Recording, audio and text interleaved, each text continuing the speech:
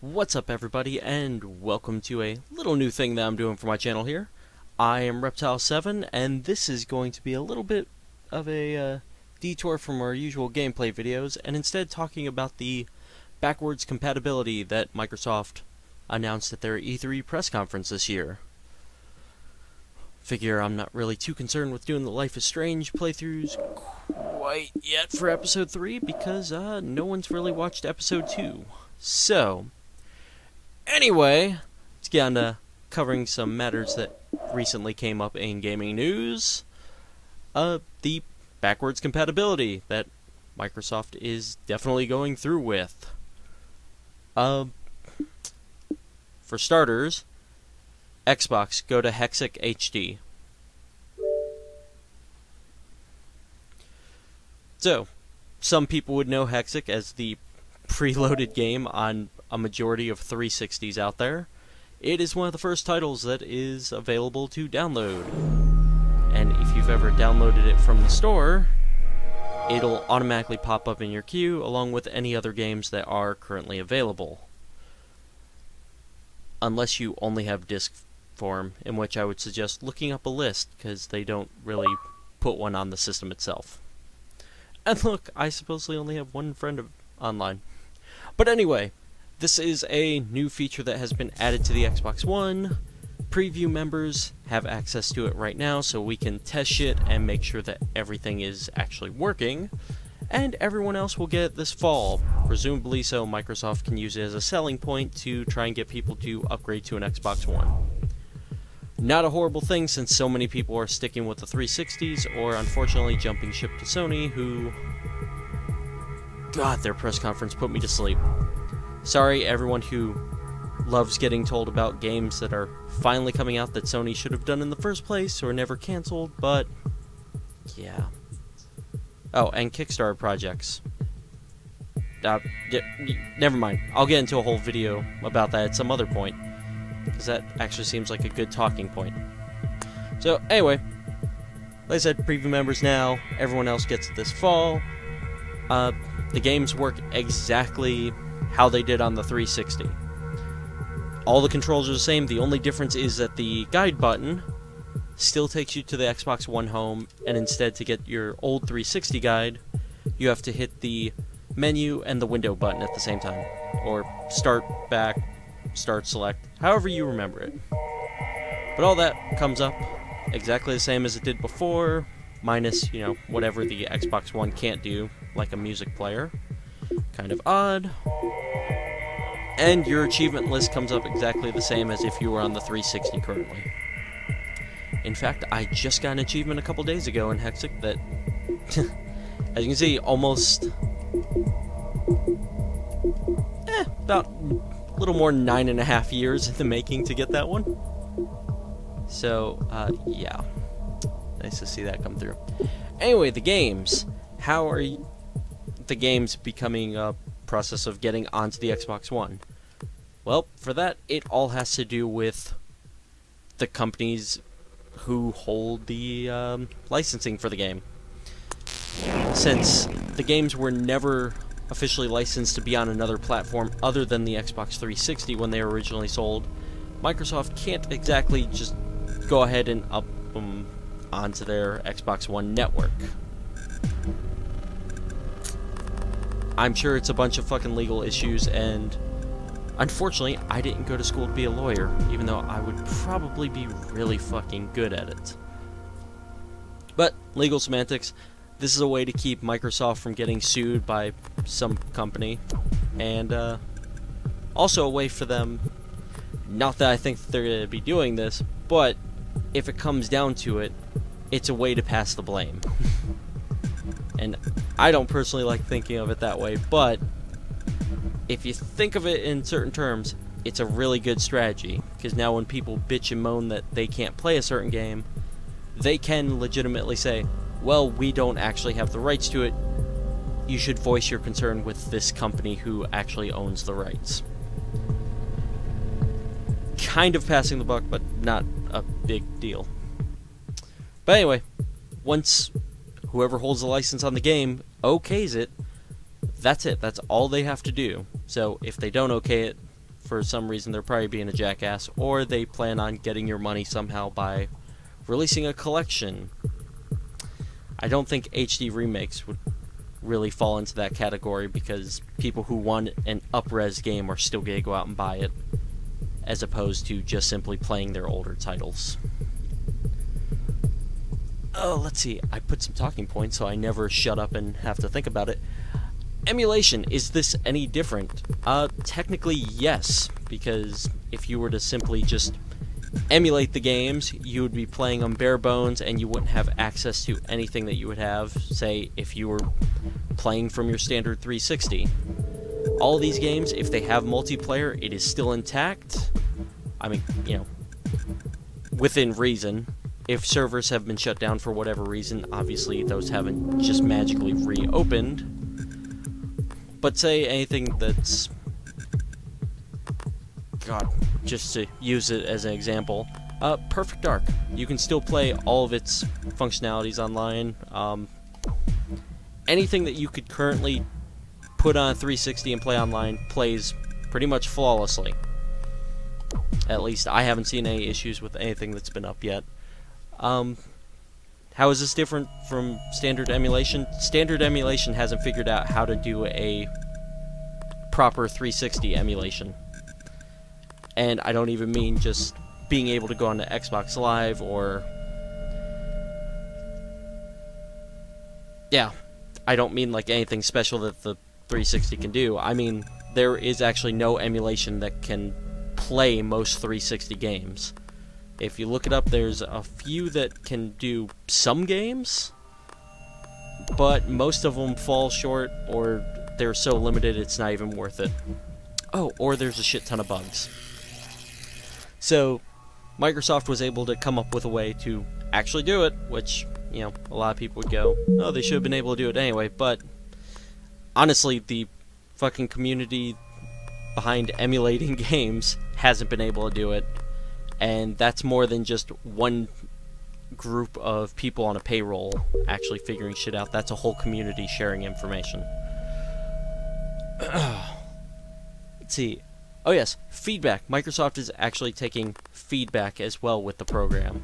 If, say, someone like me who's actually testing the games as they download them or reinstall them comes across any bugs or anything, frame rate issues that wouldn't normally be on the 360 because it's an older fucking piece of tech, but something that's actually not working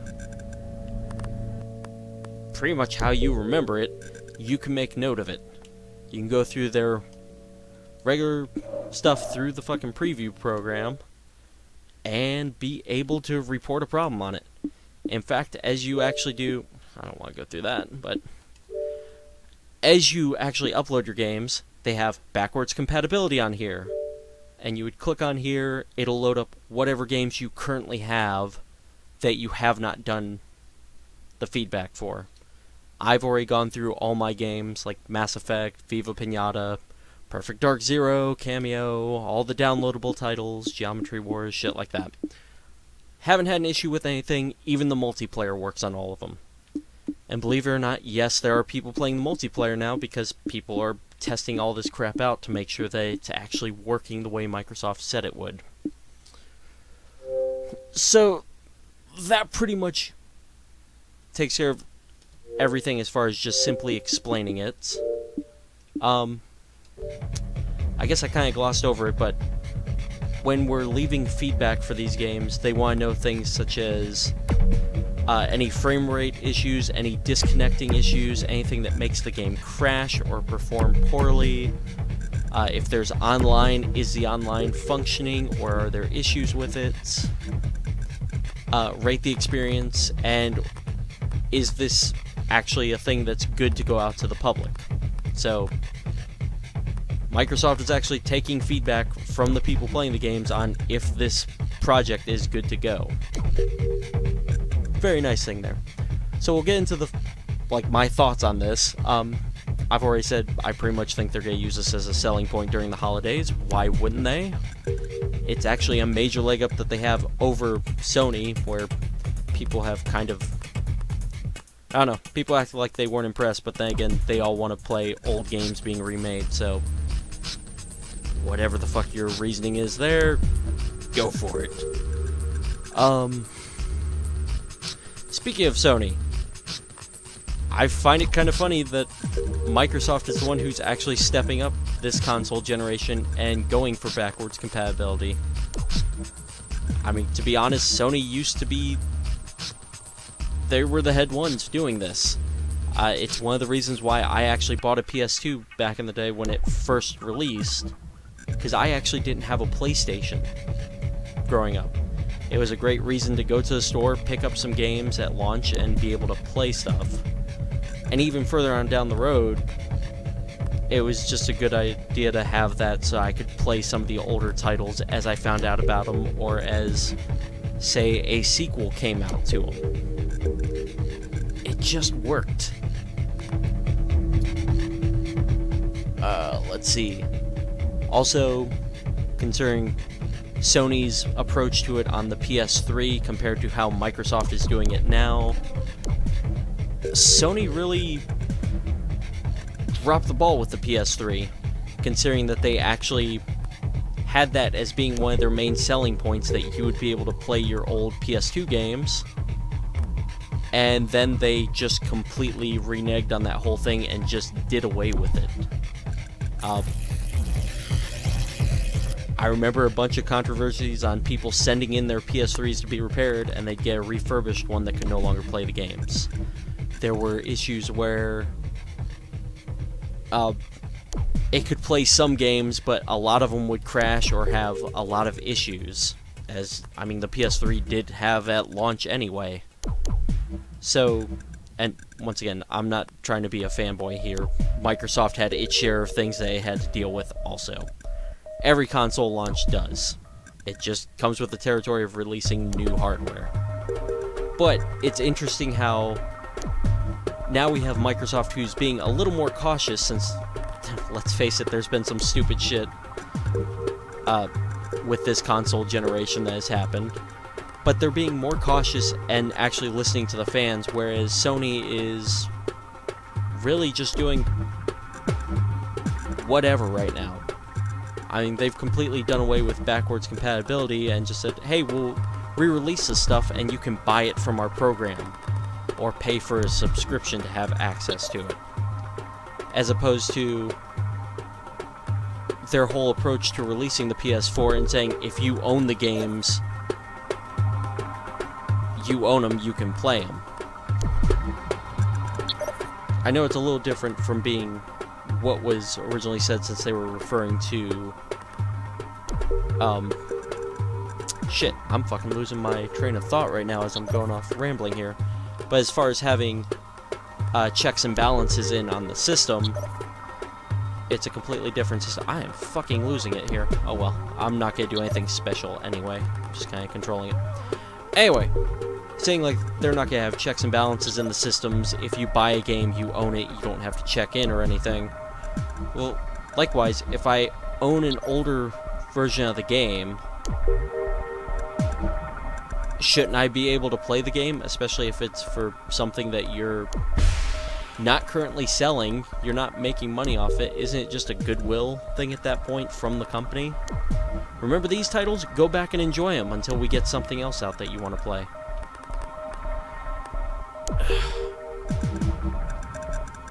I don't know, at this point I'm kind of just rambling. I recently had a friend who called me an elitist at one point because I said at some point consoles or generations just need to jump forward to something else. Like, all the new games that come out should not be on, say, the 360 and the One, or the PS3 and the PS4. It should either come out for one or the other. Either you're going to be made for the 360 and just work, or you should come out for the Xbox One and push the boundaries of the system. As opposed to all this crap of, it's being made for the 360, but now we're going to, you know, simply up-res it. Well, now we have a reason for game companies to go, I'm going to make something for the 360. Cool. Go ahead and push it through. We'll put it on the One also. You can still play that game. So, it's actually another approach from what I was talking about. But a number of people don't even want that much. They just want to... I don't fucking know. Once again, I'm rambling. Fuck it, maybe I should just call it quits for this video at this point. Yeah, I don't know. If anybody actually decides to watch this within a relevant time period, feel free to leave some information down below, maybe your thoughts or ideas on it. Maybe I'm just not covering shit correctly. I don't know, I could be talking out of my ass, but... Well, I am talking out of my ass. Since I have no affiliation with game companies whatsoever, I'm just going based on what I see and what I'm experiencing. I don't know, I kind of just decided to make this video since I saw a bunch of videos popping up online that were really incorrect on the whole process. And from people I would actually expect to actually get the information correct in the first place, who I know watched the press conference. So, yeah. I guess we'll call it quits there. Once again, leave some comments below. I'll be sure to answer them if there's enough, or maybe I can do this video in a better way that actually is a little more comprehensive than me rambling. I'll probably revisit it, or at least answer questions. So, until next time, everybody, later.